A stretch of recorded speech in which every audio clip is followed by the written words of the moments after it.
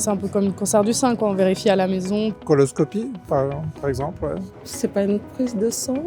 Le cancer du sein, on peut savoir aussi, mais colorectal, il n'est pas très bien connu. C'est tout ce qui va être alimentation, ne pas fumer, ce genre de choses. Peut-être le sport. Fait du sport, on digère mieux.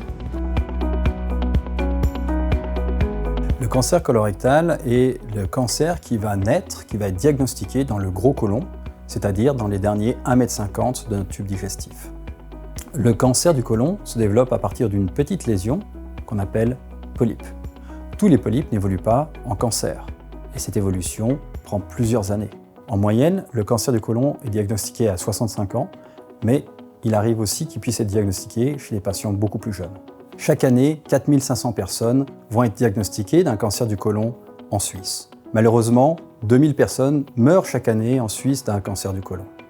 Dans les facteurs de risque, on va noter qu'il y a les facteurs de risque modifiables et les facteurs de risque non modifiables. Le facteur de risque non modifiable le plus important, c'est notre génétique, ce qu'on hérite de nos grands-parents et de nos parents. Celui-ci est non modifiable.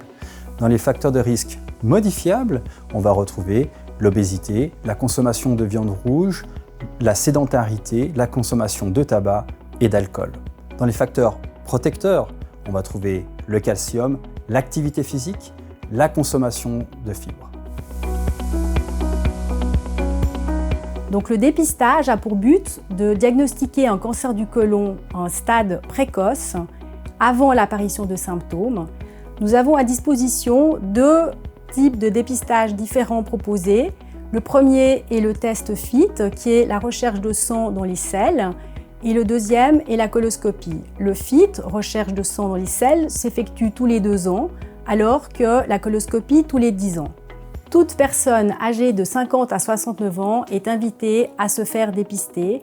Si tout est en ordre, il sera invité à renouveler son test de dépistage 2 ans plus tard. Par contre, s'il devait y avoir quelque chose de suspicieux, il sera invité à faire une coloscopie. La majorité des cancers du côlon apparaissent à partir de 50 ans, c'est pour ça qu'on le propose à partir de cet âge-là. Les chiffres sont extrêmement parlants puisque le programme de dépistage permet de réduire de moitié le nombre de décès par cancer du côlon.